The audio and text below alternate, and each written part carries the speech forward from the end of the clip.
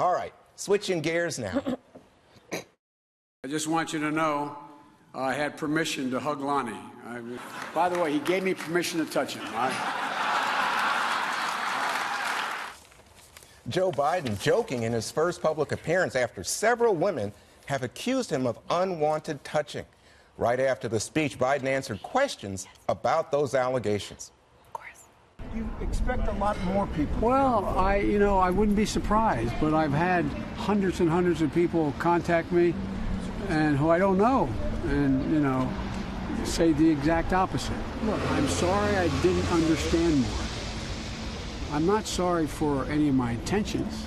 I'm not sorry for anything that I have ever done. I've never been disrespectful intentionally. And President Trump is weighing in. He's trolling Biden on Twitter with this parody video. I shake hands, I hug people, I grab men and women by the shoulders and say, you can do this. And whether they're women, men, young, old, it's the way I've always been. It's the way I've tried to show I care about them and I'm listening. The former vice president quickly responded by calling Trump, quote, presidential as always. What do you make of this, Emily? I feel like today we saw the old Biden and the kind of new Biden. And he shined, in my opinion, in front of that union audience, right, where he kind of exhibited what propelled him to success in the past, which was, very relatable and comfortable and, hey, we're all in the same boat, making that joke. And then afterward, during that presser, I was just struck by what I felt was him being archaic. He seemed to me like a relic where he said, the definition of progressive, it seems to be changing, almost confused. And it seemed that while it might resonate with older voters in the Democratic Party, it didn't seem to me that he had that relevance that I can see that could galvanize the entire spectrum of the Democratic Party, which is what would be needed for him to win the primary. I thought he was seemingly, sadly, out of touch. Huh, that's interesting. Jesse, I noticed all week that Republicans have been in his corner on this, saying maybe the hashtag #MeToo movement's gone too far. So I'm thinking to myself, wow, isn't that interesting? Is it the case that Republicans may want Joe Biden, maybe a little bit nicked up and damaged, as a foil for Trump in 2020? Yeah, we like to see the Democrats damaged if they're going to run against Trump. That's obvious. But I think that Biden handled himself well today. It was a nice icebreaker at the top, the joke. And then when he did the gaggle, I thought he seemed relaxed and confident and tried to make sure everybody understood he was not being perverted.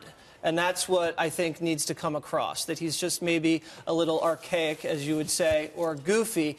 But he did struggle when he was trying to define ideologically where he was, progressive, moderate, Democrat. He finally stuck the landing and said, I'm an Obama, Biden Democrat. And I think that's where he needs to stay. But he's moving right now into the Elizabeth Warren territory, where whatever she says doesn't matter. Everybody just thinks fake Indian.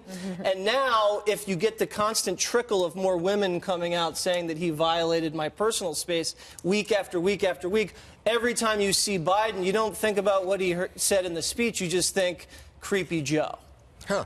So, Dana, what strikes me here is that this opens the door to a lot of questions about Joe Biden's past. Obviously, the Anita Hill hearings would be large, but also his support for business, the fact that he opposed partial birth abortion, as it's called, for a while, the plagiarism charges against him. I guess that's 30 years ago.